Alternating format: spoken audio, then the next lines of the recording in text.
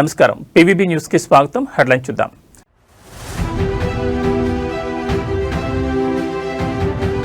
Parliament budget సమావేశాలు ప్రారంభం.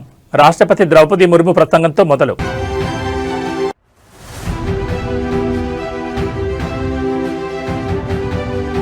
ప్రారంభమైన ఏపీ కేబినెట్ సమావేశం. వివిధ ప్రాజెక్టులకు మంత్రి మండలి ఆమోదం తెలిపే అవకాశం.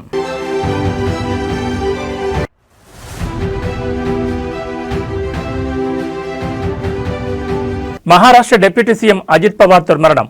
బారామతిలో ల్యాండ్ అవుతుండగా విమానం క్రాష్.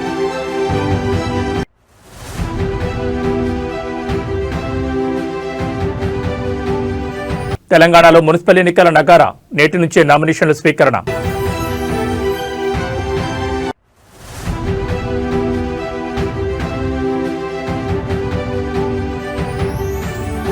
తెలంగాణ కుంభమేళాకు వేళాయే.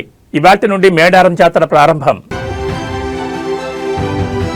ఇక డీటెయిల్స్ చూస్తే 2047 నాటికి వికసిత్ భారత్ లక్ష్యంతో కేంద్ర ప్రభుత్వం ముందుకు సాగుతున్నట్లుగా రాష్ట్రపతి ద్రౌపది ముర్ము అన్నారు. ఇవాళ పార్లమెంట్ బడ్జెట్ సమావేశాలు ప్రారంభమయ్యాయి. ఈ సందర్భంగా ఉభయ సభలను ఉద్దేశించి రాష్ట్రపతి ద్రౌపది ముర్ము ప్రసంగించారు. దేశవ్యాప్తంగా 4 కోట్ల మందికి ఇళ్లు నిర్మించాం, 10 కోట్ల మందికి కొత్తగా ఎల్పీజీ కనెక్షన్లు ఇచ్చాం. ప్రపంచంలో ధాన్యం ఉత్పత్తిలో భారతదేశం అగ్రస్థానంలో ఉంది. ఆక్వా రంగంలో ప్రపంచంలోనే 2వ స్థానంలో ఉన్నాం. 150కి పైగా వందే భారత్ రైళ్లు నడుస్తున్నాయి అని ద్రౌపది ముర్ము అన్నారు. ఇన్కమ్ ట్యాక్స్ లో కీలక సంస్కరణలు తీసుకొచ్చాం. 12 లక్షల వరకు ఆదాయ పన్ను మినహాయింపు కల్పించడంతో మధ్యతరగతి ప్రజలకు మేలు జరిగింది. ఆధునిక టెక్నాలజీ పవర్ హౌస్ గా భారత్ను మారుస్తున్నాం. పీఎం సూర్యఘర్ యోజనతో సాధారణ ప్రజలు కూడా విద్యుత్ ఉత్పత్తి చేస్తున్నారు. ఈశాన్య రాష్ట్రాల్లో రైలు కనెక్టివిటీని పెంచామని రాష్ట్రపతి ద్రౌపది ముర్ము అన్నారు. ఇదిలా ఉంటే పార్లమెంట్లో విపక్షాలు ఆందోళన చేస్తున్నాయి. జి రామ్జీ సర్కు వ్యతిరేకంగా నినాదాలు చేశారు. ఈ సమావేశాలు 2 విడతలుగా జరగనున్నాయి. జనవరి 28 నుంచి ఫిబ్రవరి 13 వరకు, మార్చి 9 నుంచి ఏప్రిల్ 2 వరకు జరగనున్నాయి. ఫిబ్రవరి 1న ఆర్థిక మంత్రి నిర్మలా సీతారామన్ బడ్జెట్ ప్రవేశపెట్టనున్నారు.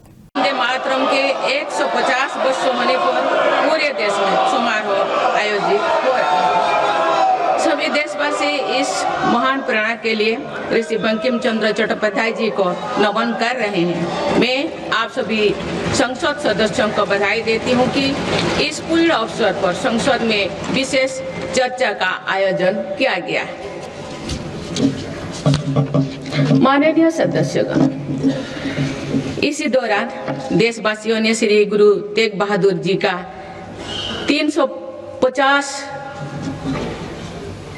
शहीद दिवस पर्व पूरी श्रद्धा के साथ मनाया। भगवान बिरसा मुंडा के 150 जन्म जयंती वर्ष के दौरान देश ने उन्हें श्रद्धांजलि दी और आदिवासी समाज के योगदान को याद किया।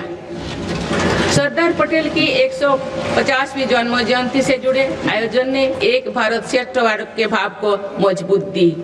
सभी देशवासी इस बात के भी साक्षी बने कि कैसे भारत रत्न भूपेन हजारिका की जन्म शताब्दी के समारोह सूर और देश का एकता के भाव से भर दिया गया है।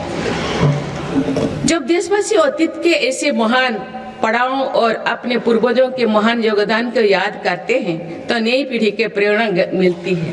ये प्रेरणा विकसित भारत के और हमारी यात्रा के ओर गति देती है।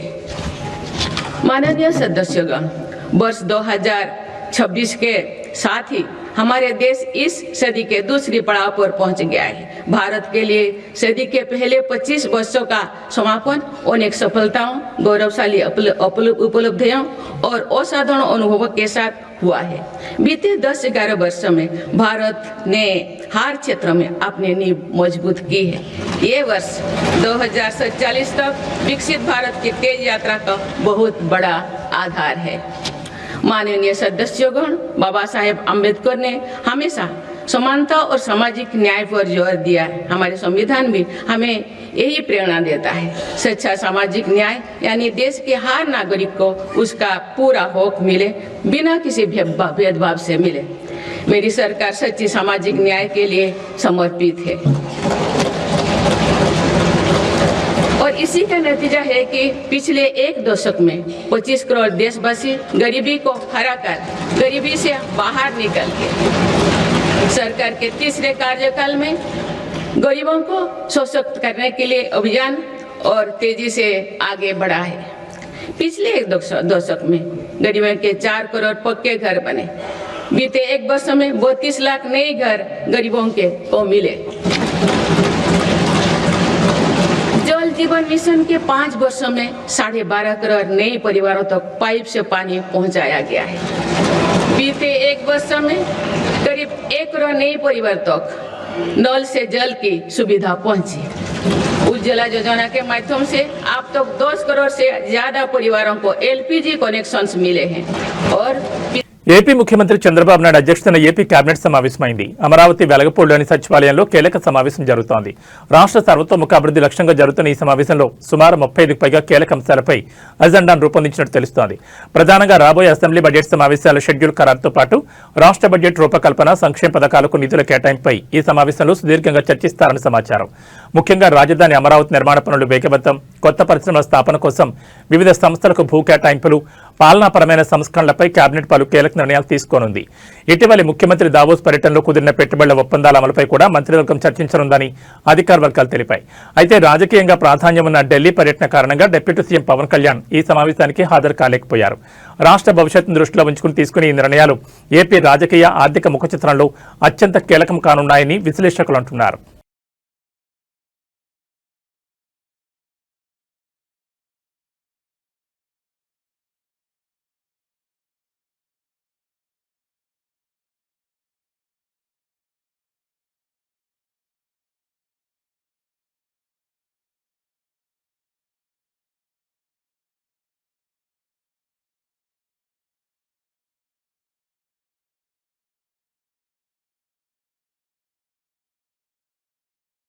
మహారాష్ట్ర డిప్యూటీ సీఎం అజిత్ పవార్ ప్రయాణిస్తున్న చార్టెడ్ ఫ్లైట్ ఘోర ప్రమాదానికి గురైంది. బారామతిలో ఎమర్జెన్సీ ల్యాండింగ్ చేస్తుండగా ఫ్లైట్ కూలిపోవడంతో భారీ మంటలు చెలరేగాయి.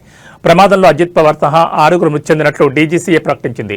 మృతుల్లో 2 పైలట్లు ఉన్నట్టు తెలిపింది. బారామతిలో జిల్లా పరిషత్ ఎన్నికల ప్రచారంలో భాగంగా ఈ రోజు మధ్యాహ్నం నిర్వహించే బహిరంగ సభలో పాల్గొనేందుకు వెళ్తుండగా చార్టెడ్ ఫ్లైట్లో సాంకేతిక లోపం తలెత్తడంతో ఎమర్జెన్సీ ల్యాండింగ్ చేస్తున్న సమయంలో విమానం క్రాష్ అయినట్టు తెలుస్తోంది. బుధవారం ఉదయం 8:45 విమానం కూలిపోగా వెంటనే భారీ మంటలు చెలరేగి అందులో ప్రయాణిస్తున్న వారంతా అక్కడికక్కడే దుర్మరణం చెందారు. అజిత్ పవార్ మరణవార్త తెలుసుకున్న ఆయన కుటుంబ సభ్యులు ఢిల్లీ నుంచి బారామతికి బయలుదేరారు. అజిత్ పవార్ మృతి పట్ల మహారాష్ట్ర సీఎం దేవేంద్ర ఫడ్నవీస్, ఇతర మంత్రులు దిగ్భ్రాంతి చెందారు. ఆయన కుటుంబానికి ప్రగాఢ సానుభూతిని ప్రకటించారు.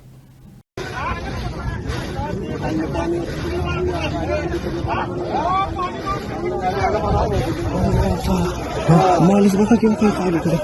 Tumatas dito. Ay ka?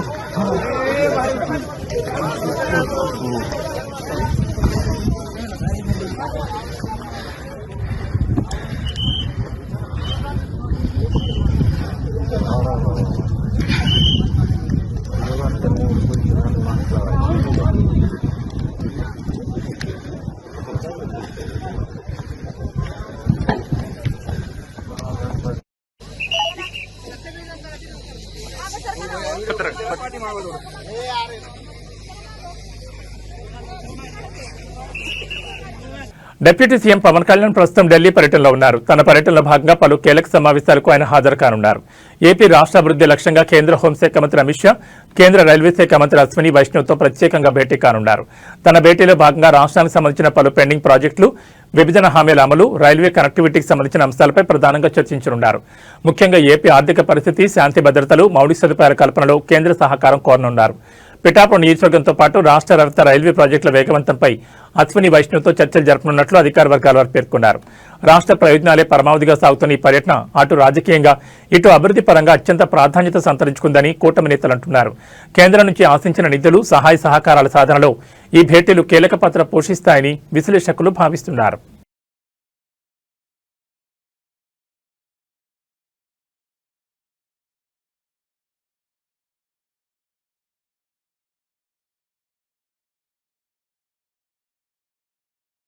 తెలంగాణలో మున్సిపల్ ఎన్నికలకు నగారా మోగింది. వచ్చే నెలలో ఒకే విడతలో ఎన్నికలు జరగనున్నాయి. ఫిబ్రవరి 11న పోలింగ్, 13న కౌంటింగ్ జరగనుంది. 16వ తేదీన మేయర్లు, చైర్మన్ల ఎన్నిక జరుగుతుంది. నోటిఫికేషన్ విడుదలతోనే రాష్ట్రంలో ఎన్నికల కోడ్ అమల్లోకి వచ్చేసింది. పురపోరు కోసం 3 ప్రధాన పార్టీలు పోటాపోటీగా సిద్ధమవుతున్నాయి. పంచాయతీ ఎన్నికల ఫలితాలు కంటిన్యూ చేయాలని కాంగ్రెస్, సత్తా చాటాలని బీఆర్ఎస్, పట్టణ ప్రాంతాలపై పట్టు నిరూపించుకోవాలని బీజేపీ చూస్తున్నాయి. తెలంగాణలో మరోసారి ఎన్నికల హీట్ పెరనుంది.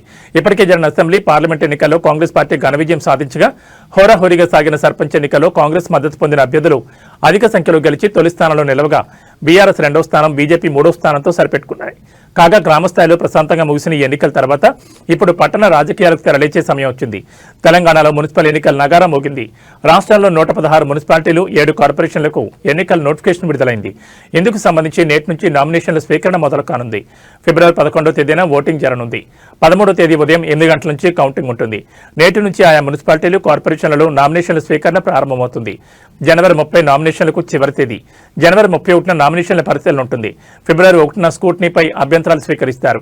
ఫిబ్రవరి 2న అభ్యంతరాలపై తుది నిర్ణయం తీసుకుంటారు. ఫిబ్రవరి 3 నామినేషన్లకు ఉపసంహరణకు చివరి తేదీ. అదే రోజున ఎన్నికల్లో పోటీ చేసే అభ్యర్థుల తుది జాబితాను ప్రకటిస్తారు.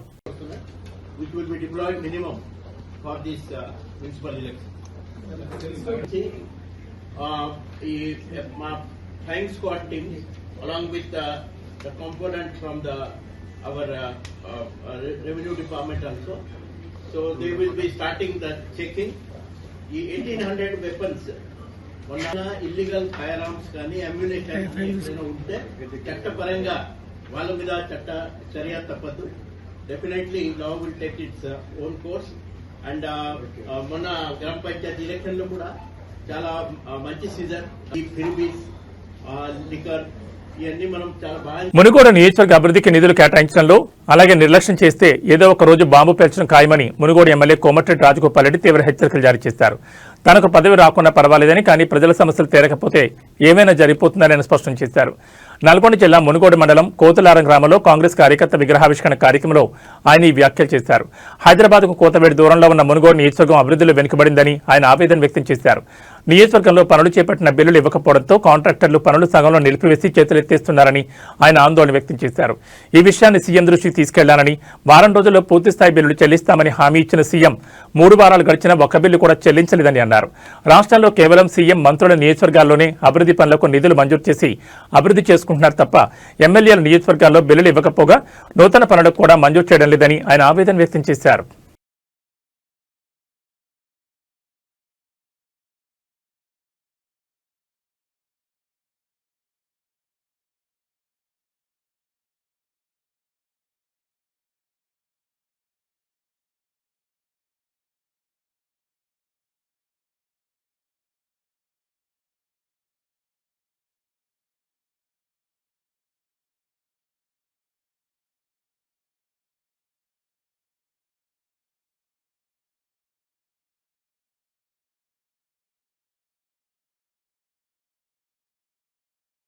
అడవి తల్లి బిడ్డల ఆత్మగౌరవ ప్రతీక, ఆసియాలోని అతిపెద్ద గిరిజన పండుగ అయిన మేడారం సమ్మక్క సారలమ్మ మహాజాతర నేడు అత్యంత వైభవంగా ప్రారంభం కానుంది. నేటి నుంచి జనవరి 31 వరకు 4 రోజుల పాటు ఈ జాతర కొనసాగనుంది. తెలంగాణతో పాటు ఆంధ్రప్రదేశ్, మహారాష్ట్ర, ఛత్తీస్గఢ్, ఒడిశా వంటి పొరుగు రాష్ట్రాల నుంచి సుమారు 3 కోట్ల మంది భక్తులు తరలివస్తారని ప్రభుత్వం అంచనా వేస్తోంది. జాతర తొలి రోజైన బుధవారం సాయంత్రం 6 గంటలకు మేడారం పరిసర ప్రాంతాల్లో ఆధ్యాత్మిక కోలాహలం మొదలవుతుంది. కన్నెపల్లి నుంచి పూజారులు సారలమ్మను గద్దెపైకి తీసుకొస్తారు. అదే సమయంలో కొండాయి నుంచి గోవిందరాజును, పునుగొండ నుంచి పగడిగిద్దరాజును మేడారంలోని గద్దెలపైకి తీసుకొచ్చి ప్రతిష్ఠించడంతో జాతర అంకురార్పణ జరుగుతుంది. రేపు సాయంత్రం చిలకలగుట్ట నుంచి కుంకుమ భరణి రూపంలో సమ్మక్క తల్లి గద్దెపైకి చేరుకోవడంతో జాతర తారాస్థాయికి చేరుకుంటుంది. జాతర అధికారికంగా నేడు ప్రారంభమైనప్పటికీ గత వారం రోజులుగానే మేడారం జనసంద్రమైంది. జంపన్న వాగు వద్ద భక్తులు పుణ్యస్నానాలు ఆచరించి మొక్కులు చెల్లించుకుంటున్నారు. ప్రస్తుతం మేడారం పరిసర ప్రాంతాల్లో ఇసుక వేస్తే రాళ్లంత జనం కనిపిస్తున్నారు. భారీగా వాహనాలు తరలివస్తుండటంతో బుధవారం వేకుజామునే సుమారు 4 కిలోమీటర్ల మేర ట్రాఫిక్ నిలిచిపోయింది. దీంతో పోలీసులు రంగంలోకి దిగి పరిస్థితిని సమీక్షిస్తున్నారు.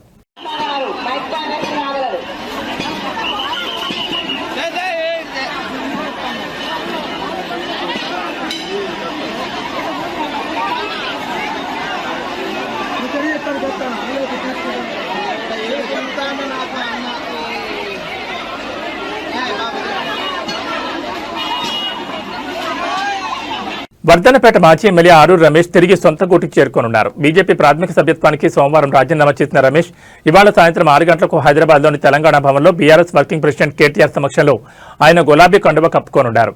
వర్ధనపేట మున్సిపల్ ఎన్నికల వేళ ఆరూరు రమేష్ తిరిగి బీఆర్ఎస్ పార్టీలో చేరనుండటంతో రాజకీయ ప్రాధాన్యం సంతరించుకుంది.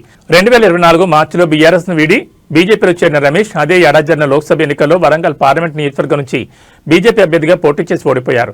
ఆ తర్వాత రాజకీయంగా ఆశించిన స్థాయి ప్రాధాన్యం లభించకపోవడం, పార్టీలో క్రియాశీలక ప్రాధాన్యం తగ్గిపోవడం ఆయన అసంతృప్తికి కారణమైనట్టు తెలుస్తోంది.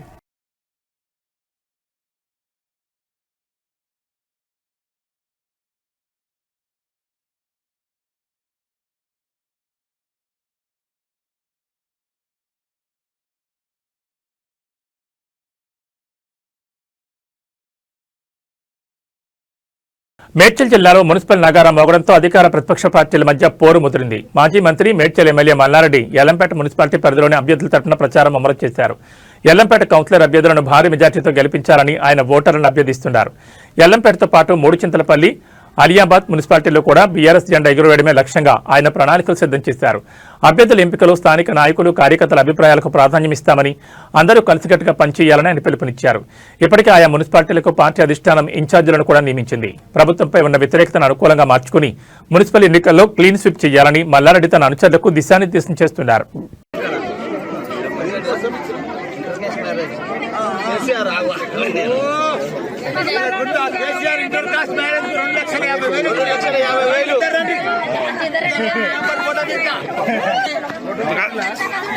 ఇంటర్ కాస్ట్ మ్యారేజ్ కు కేసీఆర్ గారు 2,50,000 ఇచ్చిండు. ఆ రోజు మంచిగా వాళ్ళు పెళ్లి చేసుకొని మంచిగా వ్యాపారం చేసుకొని మంచిగా కొడుకుని కానీ నింపడంగా ఆశీర్వాదంతో నడుస్తున్నావా.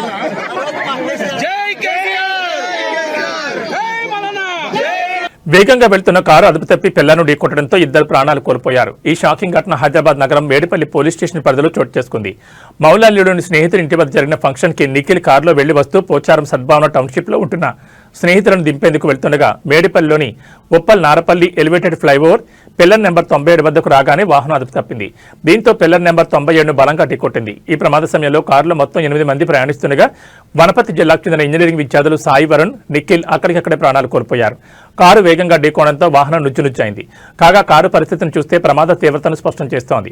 ఇదిలా ఉంటే ఈ ఘటనలో వెంకట్, రాకేష్, యశ్వంత్ అనే ముగ్గురు విద్యార్థులు తీవ్రంగా గాయపడగా వారి పరిస్థితి ప్రస్తుతం విషమంగా ఉన్నట్టు సమాచారం. అదృష్టవశాత్తు సాత్విక్, హర్షవర్ధన్, అభినవ్ అనే మరో ముగ్గురు విద్యార్థులు స్వల్ప గాయాలతో ప్రాణాపాయ నుంచి బయటపడ్డారు. సమాచారం అందుకున్న వెంటనే మేడిపల్లి పోలీసులు ఘటనా స్థలానికి చేరుకుని క్షతగాత్రులను చికిత్స నిమిత్తం ఆసుపత్రికి తరలించారు.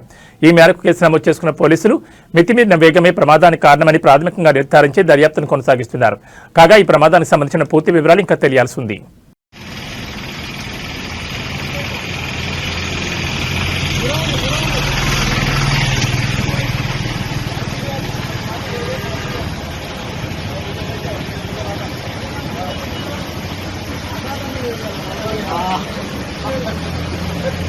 ఓ ఆటో బోల్తా కొట్టడంతో మద్యం సీసాలు రోడ్డున పడిన ఘటన చిత్తూరు జిల్లాలో చోటు చేసుకుంది. పోలీసులు తెలిపిన వివరాల ప్రకారం ఓ ఆటోలో మద్యం సీసాలను తరలిస్తున్నారు. గంగవరం సమీపంలోని సాయి గార్డెన్ సిటీ వద్దకు ఆటో చేరుకోగానే ప్రమాదానికి గురైంది. టర్నింగ్ పాయింట్ వద్ద ఒక్కసారిగా బోల్తా కొట్టింది. ఈ ప్రమాదంలో ఆటో డ్రైవర్ రాజే తీవ్రంగా గాయపడ్డారు. గమనించిన స్థానికులు వెంటనే ఆటో డ్రైవర్ను చికిత్స కోసం పలమనేరు ఏరియా ఆసుపత్రికి తరలించారు.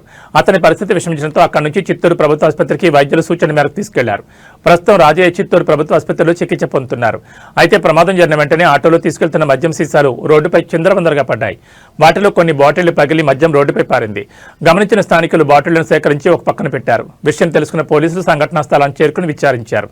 ప్యాసింజర్ ఆటోలో భారీ ఎత్తున మద్యం తరలించాలని గుర్తించారు. అయితే మద్యాన్ని కొత్తపల్లి గ్రామంలోని ఓ బెల్ట్ షాప్ తరలిస్తున్నట్లు పోలీసుల విచారణలో తెలిసింది.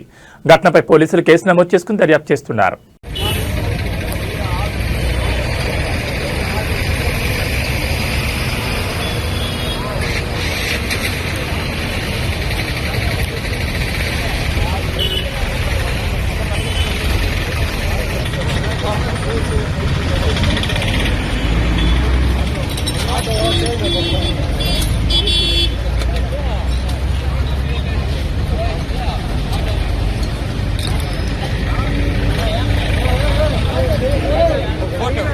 బంగారం, వెండి ధరలు అడ్డు అదుపు లేకుండా పెరుగుతున్నాయి. వెండి ధర అయితే ఊహకంద రీతిలో పెరుగుతూ సామాన్యుడికి షాకుల మీద షాకులు ఇస్తోంది.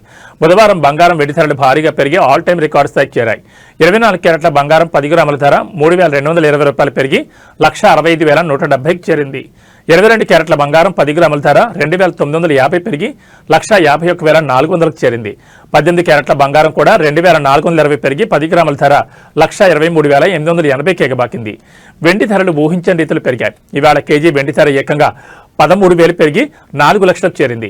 10 గ్రాముల వెండి ధర 4,000 ఉంది. హైదరాబాద్ సహా తెలుగు రాష్ట్రాల్లోని ప్రధాన నగరాల్లో ఇవే ధరలు ఉండనున్నాయి. పెళ్లిళ్లు, శుభకార్యాలకు బంగారం, వెండికి ప్రాధాన్యమిస్తారు. ముఖ్యంగా మన భారతీయ స్త్రీలకు బంగారం అంటే మక్కువ. పెళ్లిళ్లు, ఓణీల ఫంక్షన్ల సమయంలో ఆడపిల్లలకు 10 తులాల పట్టీలు కొనాలన్నా 40,000, 45,000 వరకు ఖర్చు అవుతుంది. వెండి ఈ స్థాయిలో పెరగడంతో ఇప్పుడే ఇలా ఉంటే అసలు మున్ముందు వెండి కొనే పరిస్థితి ఉంటుందా అని ఆందోళన చెందుతున్నారు.